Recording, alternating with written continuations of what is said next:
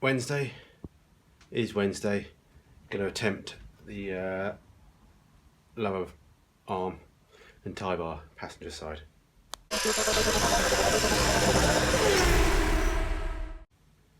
Yeah, pretty pleased with how the interior is coming at the moment. That's good. There it is. As he said, somebody said I've got plenty of sound out. Yeah, I'll put some in the boot and maybe on the parcel shelf as well.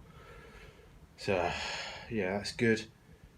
So yeah, thanks for all the feedback, blah blah blah. So yeah, I haven't got too long today, so all I'm going to do is attempt to get the bottom arm in. We've got a bit of light over there, which is good. We did this side all right, didn't we? So we should just do the other side. Update: the load bed for the pickup has arrived. I'll go collect that Thursday. So technically we've got everything now to sort of make a jig and everything. We've got the rear floor, we've got the bulkhead, we've got the front subframe, rear subframe. So I want to get everything mounted so everything's in position and square, and then we can start welding the thing together at some point. But you know, so we've got everything, all the major parts to finish the pickup off. I'm sure there'll be a few odd panels. And we need a front end, because I gave the front end to my dad for the 67. I'm starting to think I've got too many minis. It could be an issue. Okay, first thing to do is get these rubber bushes into the bottom of the tie bar. Last time I did that, I was just basically putting the vise. Sometimes you should put a little bit of wood either side of a plate just to spread the load a little bit. Either use a little bit of spit or a little bit of grease. Try not to use oils. I think that affects the rubber. I'm not a scientist, but I'm sure somebody else will tell me. But again, in the grand schemes of the world, it's not the end of the world either. So yeah, let's do that.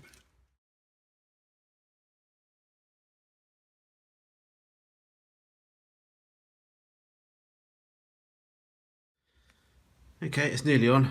The trouble with putting a bit of grease on it makes them slide out a bit more, so hopefully we'll use the mole grip technique that we attempted on the other side. And yeah, lovely. Oh, played the video again. Sorry. Hoping you can see, guys, because I can't get behind them. Can't get behind it. Can't get behind. So, yeah.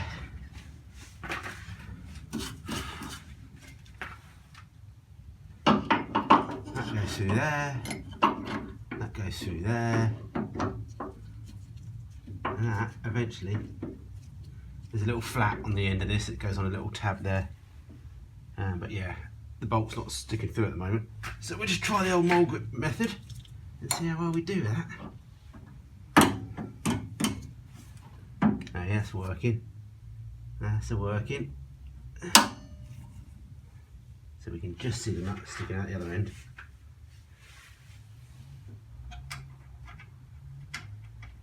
Put that on there. That's lovely. There we go. Oh, sockets and spanners. Which, obviously, as always, I don't have the right size. There we go. So put you on time lapse while I do this. Was anybody else, I don't know if you can see, anybody else screaming out at me, telling me what I was doing wrong? Had nothing to do with the one bit I've had. I put the bottom arm on the wrong way. Look. Donkey.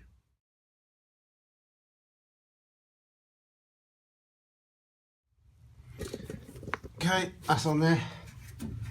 I just need to find my tie bar now and other things. Where did I put them? Where can we see them? Let me have a look.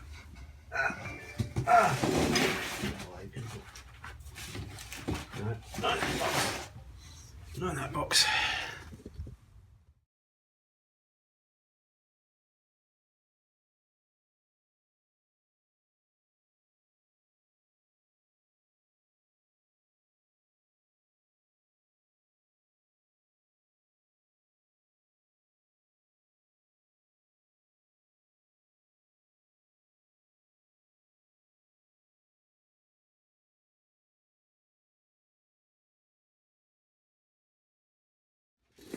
Okay, after hunting around for the tie bar bushes, we found her.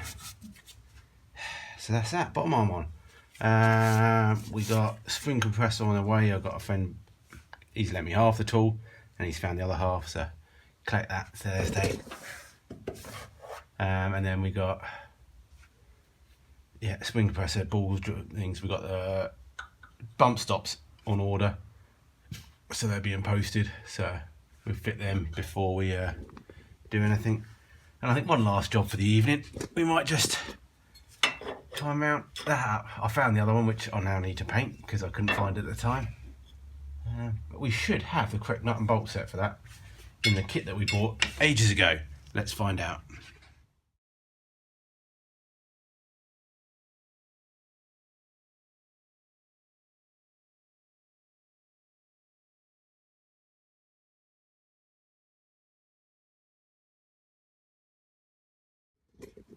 Don't know how much you can actually see of what I'm doing. So I say I don't really like the washers that come with. They're massive, massive washers. But they do for the moment. I could always change them. It's just cosmetic. So yeah, so you had a bonus footage there. Bonus actually. You thought I was just doing the bottom arm. But no, you got a shock bracket as well. So yeah, you know, it don't rain but it pours, eh? So anyway, lasagna last night was very nice. Thank you, Mrs. Green, for making that. Yeah, tonight, we've got some shepherd's pie that I actually made at the weekend, which maybe I shouldn't be eating, but we're gonna have that. It's been in the fridge, should be fine. So anyway, we're there, got that done, ready for the bottom arms, ready for the hubs.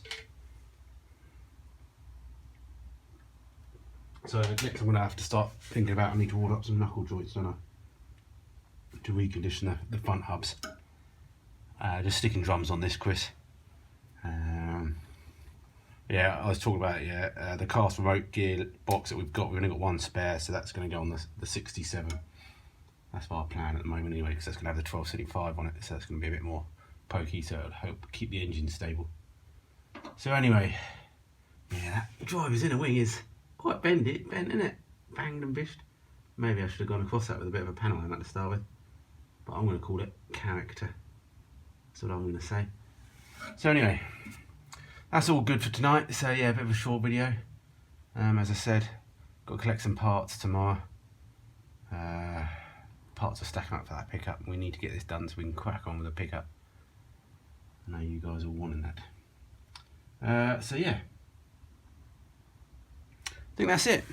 Yeah, we're less than 200 away now from the big 10,000. So again, grateful for everyone that subscribes already.